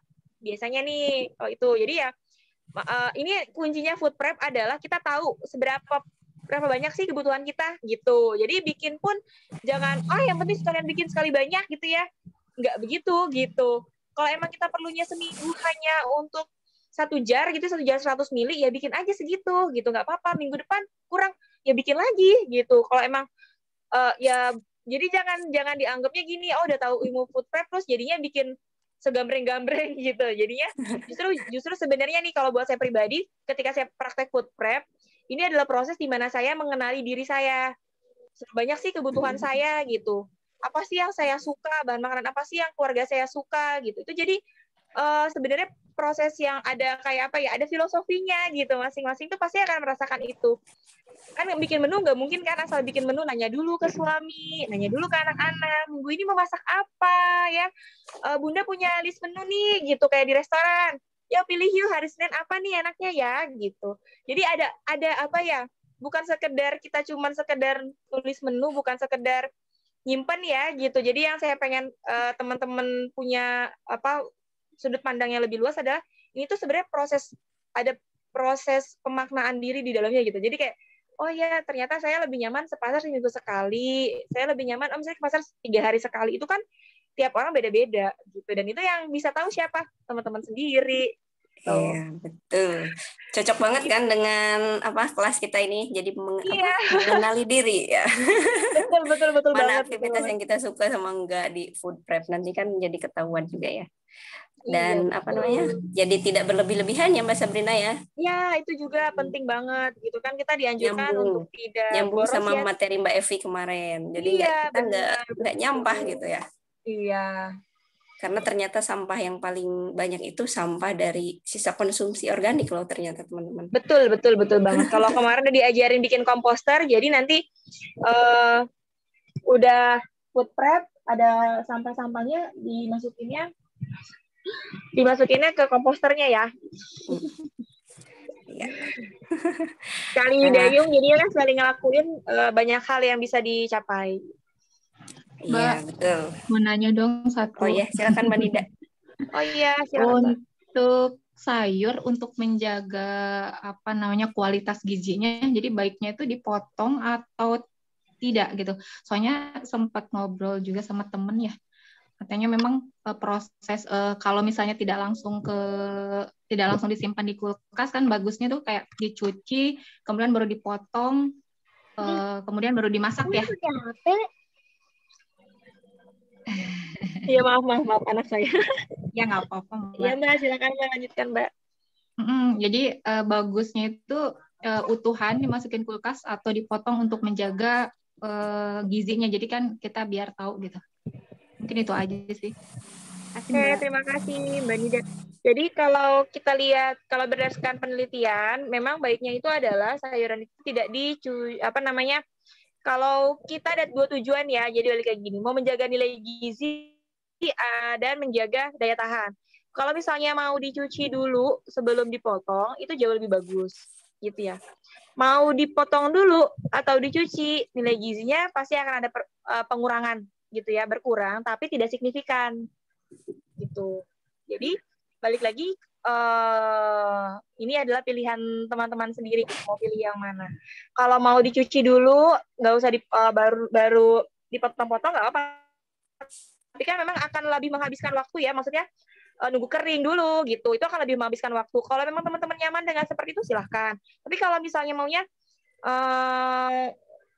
atau simpannya dalam bentuk utuh ya nggak apa-apa, tapi pastikan dalam bentuk udah dicuci, simpan dalam bentuk utuh nggak apa-apa, tapi pastikan kering. Gitu aja sih teman-teman. Sebenarnya selama kita pegang kalau untuk pengurangan nilai gizi tadi ya tidak terlalu signifikan sih Mbak, gitu. Nggak hanya beberapa persen memang ada penurunan, tapi tidak terlalu signifikan. Makanya baiknya untuk sayuran daun itu yang dikhawatirkan adalah proses oksidasi ya. Jadi yang tadi daunnya hijau berubah jadi warna kuning gitu. Itu yang sebenarnya utamanya kita hindari, karena terjadinya proses perubahan warna itu berarti terjadinya penurunan mutu gitu. Otomatis juga penurunan nilai gizi di dalamnya. Gitu. Gitu Mbak Nida. Oke Mbak, kasih banyak. Ya. Pokoknya kembali lagi ke pilihan masing-masing ya. Mau tim cuci dulu atau nanti nyucinya pas mau masak juga nggak apa-apa ya Mbak Sab. Ada lagi nggak teman-teman? Kalau masih ada silahkan. Atau sudah cukup? Mbak ikut nanya Mbak. Ya silakan. Untuk makanan yang sudah dimasak ya Mbak. Kadang kan saya kan bikin ayam ungkep misalnya gitu ya, atau tempe bacem, terus udah dimasak, terus saya masukin ke dalam wadah-wadah gitu di lemari es. Nah, saya tuh pernah baca kalau makanan yang udah dimasak kayak gini, terus kan kalau kita mau makan harus dipanaskan kembali gitu ya. Itu hanya menurunkan 10% dari nilai gizinya gitu. Nah, tapi ada juga yang bilang kalau cara seperti itu tidak baik dilakukan gitu. Sementara kan kita sebagai ibu rumah tangga, tadi kata Mbak Sabrina, kita tuh sebenarnya sedang menabung waktu kayak gitu. Nah, mensiasati yang seperti ini gimana ya Mbak sebaiknya ya Mbak? Oke, terima kasih Mbak. Kalau saya siasatinya pakai meal preparation Mbak. Kalau ungkep tapi masih mau diolah lagi, berarti kita 2 kali masak. Kalau diungkep, kita misalnya nih diungkep terus mau digoreng lagi atau mau diolah lagi dengan cara pemasakan yang jauh lebih lama gitu ya, itu memang akan jauh lebih berkurang gizinya. Tapi kalau hanya sekedar untuk menghangatkan, nah menghangatkan itu supaya apa? Supaya kan udah ditowing dihangatkan ya, supaya kita pastikan bahwa gini, asumsinya adalah jangan salah sangka kalau di kulkas itu nggak ada bakteri gitu. Ada juga kok gitu, ada bakteri juga. Cuman kan karena dia dorman, dia tidur gitu ya karena suhunya rendah. Jadi dia tidur gitu. Nah, ketika kita keluarkan dari kulkas, otomatis kan bakteri hidup lagi nih karena suhunya udah suhu dia hidup nih gitu. Itu kita hangatkan, jangan sampai melebihi dari suhu sekitar di atas 70 derajat gitu. Ya, jadi memang harus perhatikan sekali gitu. Jangan sampai kadang kan kita kalau angetin nih sampai belubuk gitu ya. Sampai kayak kalau belum belubuk banget tuh belum afdol gitu. Padahal kan kita udah nyimpan dalam bahan makanan yang mateng. Jadi nggak perlu lagi sebetulnya untuk dipanaskan mencapai suhu 100 derajat. Cukup dihangatkan sampai 62 derajat, 70 derajat itu udah oke kok gitu. Jadi nggak usah sampai kayak kita nggak punya termometer makanan nih. Ya pokoknya jangan sampai belubuk deh gitu. Udah muncul pinggirannya ada belubuk dikit udah berhenti gitu. Jangan sampai yang gitu belubuk apalagi. Itu ya Mbak kunci pertama. Kemudian gimana nih kita pengen hemat? Bikin aja makanan matang langsung. Jadi nggak perlu dimasak lagi gitu. Maksudnya kayak kan kalau ayam ungkep diungkep doang tuh belum diapa-apain kan. Berarti kalau pas mau dimakan biasanya sih digoreng dulu ya gitu kan. Kalau ayam ungkep tuh buat ayam goreng, ayam panggang. Ya bikinnya ayamnya kalau mau dipanggang lagi, mau diungkep, digoreng lagi, bikinnya jangan dalam bentuk mateng. Tapi ungkepnya dimarinasi gitu ya. Saya agak ini nih soalnya nih, marinasi dengan ungkep itu ada dua hal yang berbeda nih. Kalau marinasi itu hanya dibumbuin, disimpan lama supaya dia bumbunya lebih menyerap ya. Tapi kalau diungkep biasanya konotasinya ini udah dimasak gitu, udah melalui proses pemasakan. Nah, kalau supaya zat gizi tetap oke, dimarinasi aja. Jadi udah misalnya bumbunya mau digoreng ya udah dibumbu kuningin dulu gitu. Baru disimpan di kulkas gitu kan, nanti baru pas maunya diungkep ya dimasak. Atau kalau maunya kayak begitu ya simpennya jangan yang bentuk yang mau, intinya gini, jangan dalam satu bahan makanan itu diolah 2 kali pemasakan, baiknya sih begitu ya. Baiknya nih kalau mau, makanya saya bilang balik lagi tujuannya teman-teman itu harus tahu dulu mau apa, mau dapat nilai gizinya, mau dapat praktisnya, mau dapat dua-duanya ya. Ada pilihannya masing-masing gitu, ada effort yang harus dikerjakan masing-masing gitu. Biasanya ada namanya meal preparation, Mbak. Jadi kalau orang luar negeri itu nih biasanya udah disimpan per porsi. Ayam rica, masak semua, taruh freezer. Tinggal turunin, mau dimakan, angetin. Kalau mereka kayak punya microwave ya buat angetin. Kalau kita diangetin di kompor juga nggak apa-apa. Tapi itu udah dimasak kan gitu. Jadi dihangatkan tidak perlu sampai mendidih gitu ya dan suhu tinggi gitu. Intinya sih begitu kalau saya boleh kasih saran. Jadi memang ini tuh kayak apa ya, kayak balik lagi banyak kitanya mau ambil yang mana, mau untung yang mana gitu. Kadang kita pengennya semua untung, padahal nggak bisa gitu. Gitu itu, Mbak. Tadi Mbak siapa yang nanya ya? Menindaklanjuti pertanyaan Mbak tadi itu, soalnya saya itu kalau beli daging kan itu beku ya. Gitu, beli daging beku. Jadi sampai ke rumah saya langsung presto. Kalau daging misalnya 1 kilo atau 1,5 kilo gitu kan, satu paket, saya presto. Nanti setelah dingin, nanti saya pisah-pisahkan misalnya ke bagian 3. Yang satu buat direndang, yang satu buat sup gitu, yang satu lagi buat 2 kali sup. Saya masukin ke freezer. Jadi saya olah lagi, itu berarti olah lagi kan buat sup, tinggal tambahin sayuran gitu. Buat rendang, tinggal tumis bumbu, masukin si daging beku itu gitu. Jadi kan itu bisa lama. Nah, itu berarti hilang dong gizinya ya? Kalau dibilang hilang, nggak hilang sebenarnya Mbak, ada, tapi tidak sebanyak ketika kita mengolah hanya dengan 1 kali proses pemasakan gitu. Oke. Soalnya kalau udah frozen, defrost nggak bisa frozen lagi kan, nggak bagus ya kalau begitu. Kalau bisa sih Mbak, mau dipotong-potong langsung, tapi pas ya itu tadi ya, maksudnya kalau kita beli di supermarket kan udah beku ya. Ketika nyampe rumah kan biasanya udah mulai defrost tuh, atau ya paling kalau amannya ya kita punya siapin ice gel pas mau beli gitu kan. Jadi suhunya tetap terjaga, nyampe rumah kita bisa potong-potong langsung. Nah, ini dia PR-nya kalau kita beli di supermarket dalam kondisi beku, potong langsungnya ini harus cepat. Jangan sampai udah keburu mencair ya gitu. Jadi dalam kondisi yang masih beku langsung potong gitu. Itu makanya harus sedia pisau besar yang untuk daging potong gitu. Itu sih yang bisa paling ngakalinnya, atau pakai ice gel. Baik, terima kasih. Iya, sama-sama Mbak. Ada lagi? Tadi yang nanya Mbak Aas namanya. Oh, Mbak. Aas, ya, dari Wonosobo. Maaf ya, Mbak.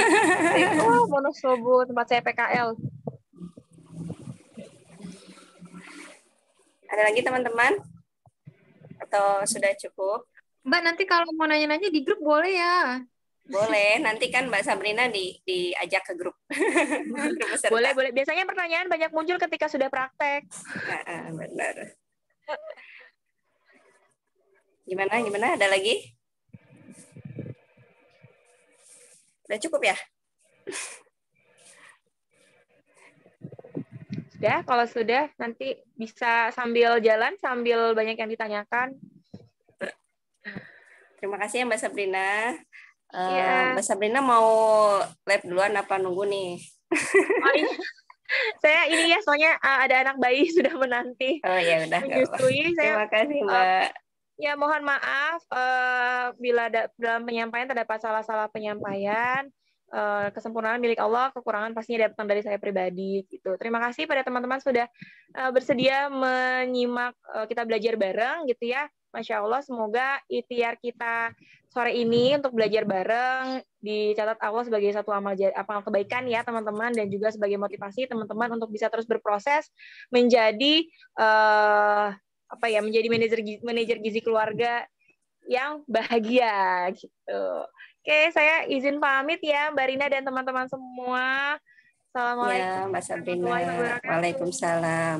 Waalaikumsalam warahmatullahi wabarakatuh. Waalaikumsalam warahmatullahi wabarakatuh. Sebentar ya teman-teman, sekarang ada penjelasan sedikit dari Teh Dian untuk kegiatan ini kaitannya dengan bahasa bakat ya. Silahkan Teh Dian. Terima kasih. Sebentar ya teman-teman. Tadi sudah ya menjelang berakhirnya sesi pemberian materi. Mbak siapa tadi pemateri itu? Mbak Sarah ya? Mbak Sabrina. Oh, Sabrina. Mbak Sabrina bilang food prep ini salah satu cara untuk mengenal diri sendiri gitu kan.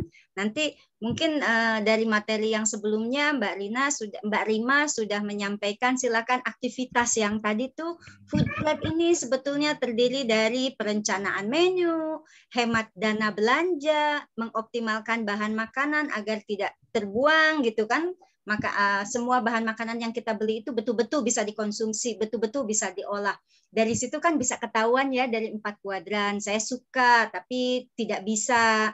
Sebetulnya semua bisa sih, hanya butuh energi untuk melakukan itu. Itu silakan sama teman-teman dicoba. Misalnya saya tertarik di sini karena hemat uang, jadi bisa belanja gitu dong. Bisa beli buat skincare, buat beli misalnya cemilan, atau buat beli tas gitu kan. Itu semuanya di balik kesukaan itu ada apa? Teman-teman silakan semakin banyak menuliskan aktivitas yang terkait itu, semakin TOB.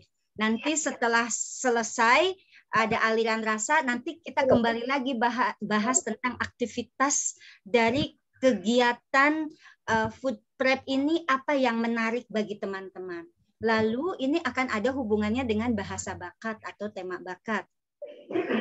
Coba saya minta ya langsung aja, nggak terserah mau ditulis di kolom chat atau tidak. Saya butuh teman-teman langsung dan spontan. Ketika mendengar food prep, materinya ini adalah food prep gitu kan.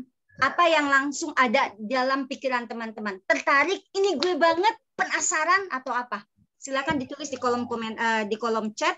Jadi saya lebih mudah ya, biar lebih cepat. Penasaran Teh. Penasaran. Ada yang ingin bisa? Penasaran, menantang diri, oke. Kemudian hanya sekedar ingin bisa, tertarik sekali. Ini harus cepat ya, karena biar tidak ngantuk. Pengen nyoba katanya Teh. Pengen nyoba, oke. Ingin mencoba mostly ya. Lalu udah 3 orang, lalu chatting lagi. Setelah ikut dan mendengar penjelasan ini, teman-teman tambah pengen mencoba praktek atau tambah mau mencari lagi informasi sebagai pelengkap, atau malas nggak gue banget. praktek dong. Tertarik praktek? Tentu ingin mendalami lagi. Wow, oke. Ingin mencoba, curious. Kemudian pernah sebelumnya melakukan ini dan terus gagal, terus ingin mencoba lagi? Satu lagi udah ngejalanin, cuman kadang tiba-tiba malas. Malas terus mau coba lagi, belum pernah, makanya pengen nyoba. Ketawa tuh si Mbak Rizka. Oke, dari 2 pertanyaan, barusan 3 pertanyaan itu, yang artinya saya pengen nih, ngebet pengen, penasaran, pengen praktek. Teman-teman sudah punya bakat learner. Nah, seperti itu. Nanti ketika jalan, nggak puas nih sama penjelasannya Mbak pemateri gitu kan. Terus nanti cari-cari lagi informasi, di Google search. Itu punya bakat input. Learner sama input sudah masuk ke teman-teman. Lalu ketika teman-teman dapat informasi dari Mbak pemateri, kemudian dari informasi Mbah Google, teman-teman pengen sharing pengalaman seperti itu. Itu sudah bersinggungan dengan tema bakat atau bahasa bakat communication atau communicator dan developer.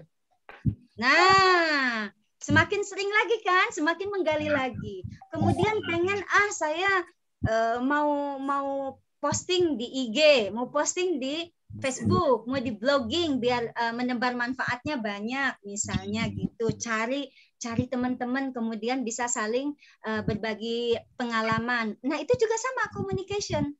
Bahkan communicationnya kuat. Mungkin tidak secara lisan, tetapi secara tulisan. Nah, itu kan tuh udah ada learner, input, developer, kemudian communication, seperti itu. Di sini jadi pengen beli atau mengumpulkan wadah buat food prep termasuk input. Nah, benar. Mau hemat jadi nggak hemat. Hati-hati. Yang punya bakat learner dan input, akhirnya fokusnya beda. Bukan food prepnya, belinya. Itu input, jadi harus disiasati. Oke, nah kemudian itu tentang mengenal food preparation. Dan ketika awal kita mendengar materi itu, kemudian setelah diberikan materi, ditanya strong why-nya apa. Nah itu yang tadi learner ya. Kemudian prakteknya. Nanti teman-teman bisa nih. Kalau saya tipe mendapat input sebanyak-banyaknya baru berani sharing. Oke, ini sangat hati-hati. Ini ada dengan deliberative ya, sangat hati-hati. Ataupun juga dengan maximizer. Karena merasa saya belum kompeten nih buat sharing. Nanti dah nunggu pengalamannya. Oke, apa baru sharing? Itu maximizer. Harus tahu BBGT dulu baru mau sharing. Padahal ilmu sharing itu kita sharing 1 senti, ketika setelah sharing mungkin kita tahu-tahu dapat jadi 2 senti pengetahuan kita. Ya enggak? Itulah sharing. Nah, kemudian pada saat praktek, nanti teman-teman itu nanti ingat ya yang input. Input itu kelemahannya seperti yang tadi sudah disampaikan Mbak Rizka. Harus hati-hati, nahan diri gitu ya. Itu input. Lalu pada saat praktek, butuh konsistensi ya. Di konsistensi di sini, bahasa bakatnya disiplin. Enggak boring. Orang yang bahasa bakat atau tema bakatnya disiplinnya rendah, bosanan. Itu. Orang yang learner dan disiplinnya lemah, bakat learner dan disiplinnya lemah, bosanan. Penasaran, pengen nyoba di tengah jalan udah sekedar menghilangkan rasa penasaran aja. Nah, itu learner dan disiplinnya lemah. Seperti itu. Tetapi kalau misalnya teman-teman merasa ya udah saya mau, justru tadi Mbak Sabrina bilang boleh pakai kotak yang ada, boleh pakai plastik, tiba-tiba misalnya mau mencoba hal yang lain, pakai media yang lain, dikasih tisu di bawahnya misalnya ya, tisu yang tebal itu ideation. Jadi tidak perlu sama plek seperti yang narasumber sampaikan ataupun ilmu yang kita dapatkan dari Google itu tidak sama plek, artinya meng-ATM ya, amati, tiru, dan modifikasi. Yang gaya gue banget gitu loh. Gue nggak suka dengan plastik, gue nggak mau beli plastik. Yang ada di sini Tupperware banyak, tapi nggak kelihatan nih warnanya, misalnya seperti itu. Itu berarti ideation. Baterainya mau habis. Itu ideation, teman-teman. Nah, jadi setelah 1 minggu atau 1 bulan, nanti teman-teman bisa tahu apakah teman-teman itu ideation, ataukah teman-teman itu maximizer, strategik. Nah, itu strategik itu untuk penyusunan menu. Kemudian fokus. Nah, ini bukan suara dari saya ya. Dari Mbak Dian pribadi. Oke, jadi dari situ kita bisa tahu. Nanti 1 minggu kemudian kita bisa ngobrol dan mengobrol banyak. Jadi lebih tahu. Saya itu ternyata lebih suka. Saya nggak sukanya itu stackingnya. Yang saya nggak suka itu bikin menu. Nah itu termasuk ketahuan nanti tema bakatnya yang strateginya kuat nih. Ini nggak kuat misalnya seperti itu. Kemudian juga konteks di sini. Oh, saya nyobain ketika kemarin itu si daun salam dikasih air dan memang hijau. Ternyata hijau tetap hitam misalnya karena saya lupa nggak ganti air. Saya mau ngikutin apa yang Mbak Dian itu deh gitu kan, tanpa air gitu kan, kering gitu kan.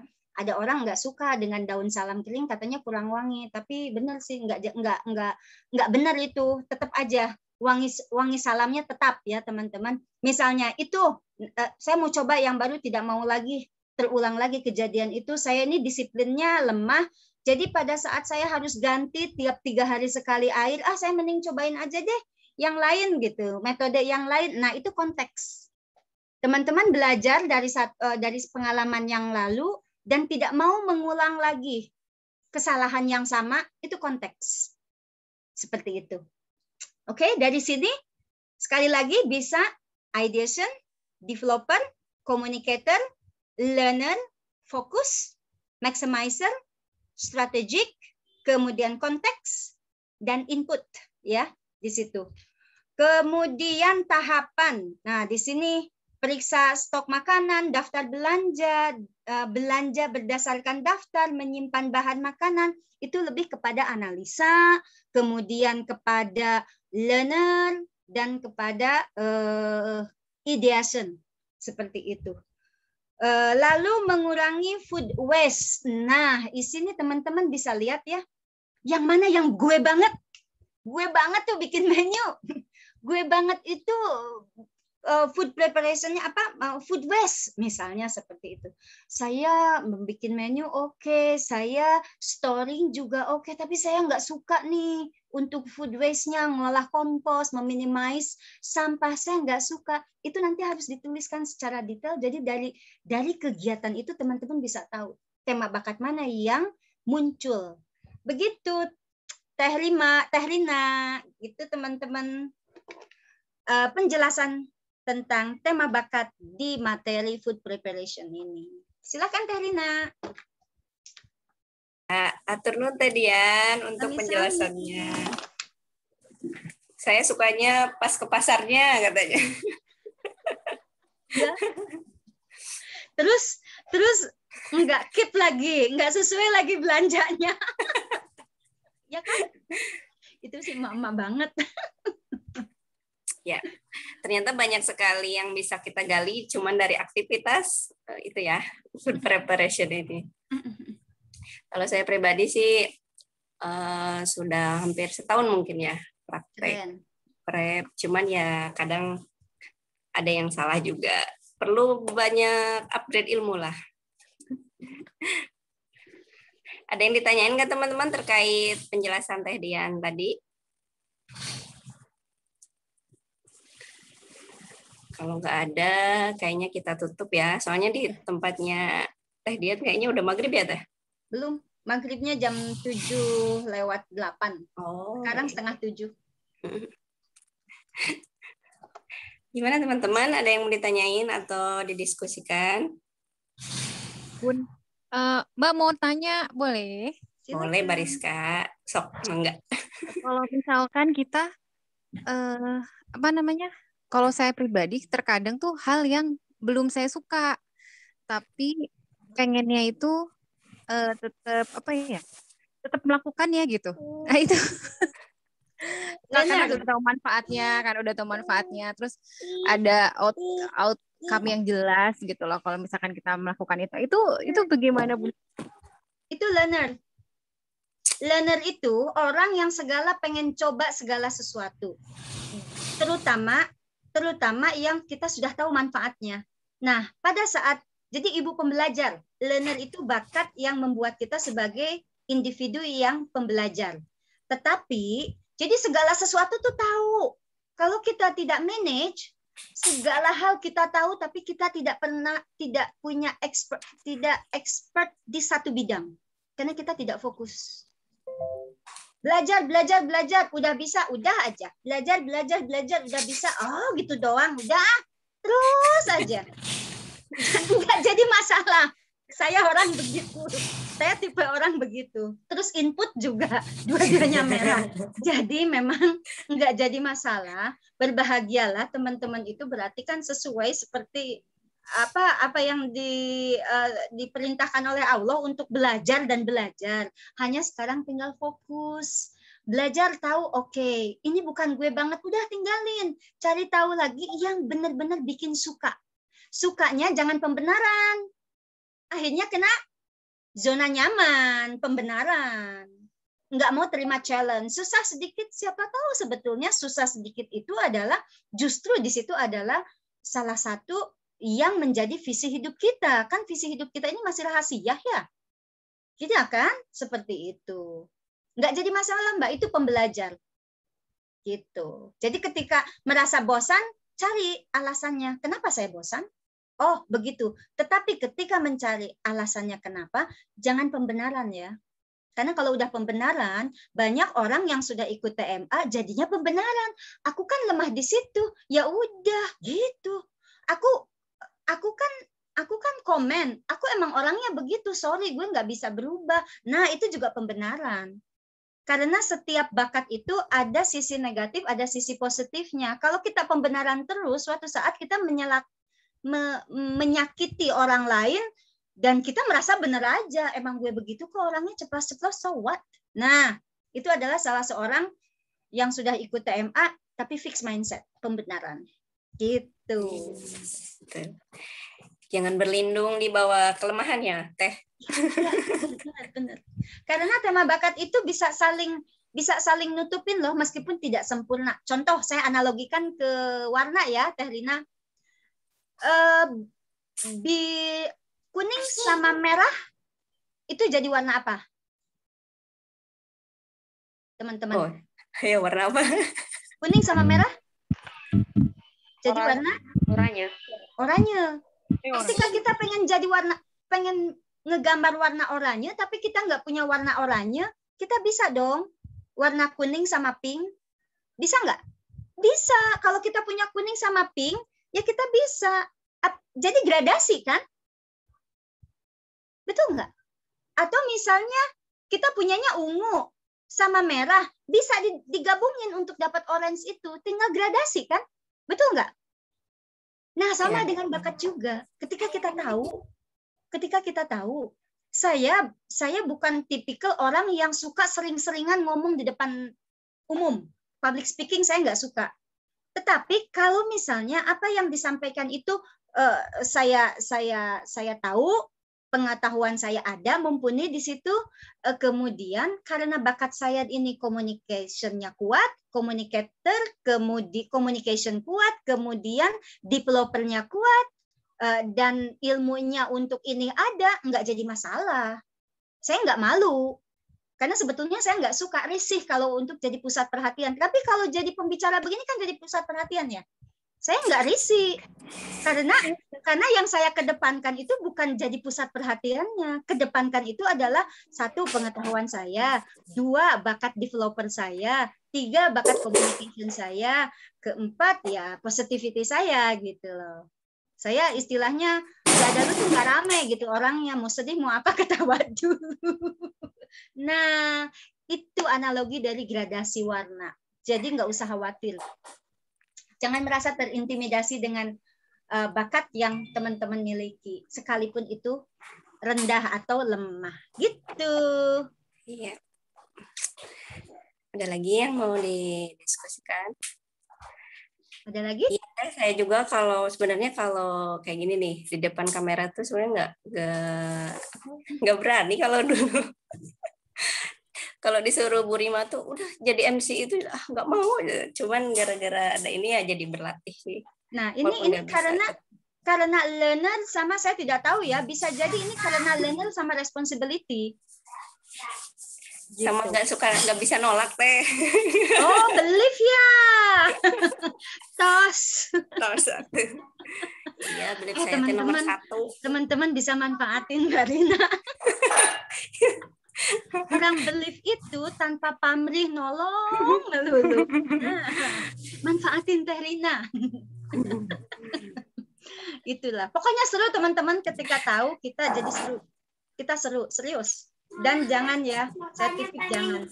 Yang sudah bicara TMA dengan saya, kalau fix mindset saya kasihnya itu contoh gradasi warna. Nggak usah sempurna. Justru kita sebagai, kan gini ya, manusia itu nggak ada yang sempurna, begitu kan? Nah, justru karena kekurangan itu kita ini sempurna sebagai manusia. Betul nggak? Ada kekurangannya kan? Berarti kita sempurna sebagai manusia. Oh iya benar, dia manusia. Ada kelemahannya. But so what? Manusia itu nggak sempurna dan saya adalah manusia karena punya kekurangan saya. Begitu dong. Tetap positif. Oke? Kita ketemu minggu depan ya. Ya, insya Allah. Kita reviewnya nanti sama Teh Dian ya kalau Bu Rima belum memungkinkan mengisi kelas. Ya, kayaknya sudah dulu ya. Sudah mau maghrib sih di sini. Nuhun ya Teh Dian. Sami-sami.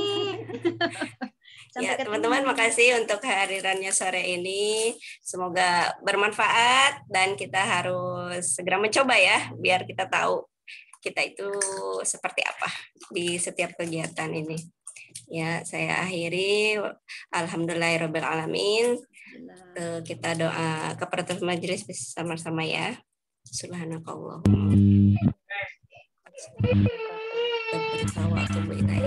Ya, tutup ya teman-teman. Assalamualaikum warahmatullahi wabarakatuh. Waalaikumsalam. Waalaikumsalam warahmatullahi wabarakatuh. Makasih semuanya. Sama-sama.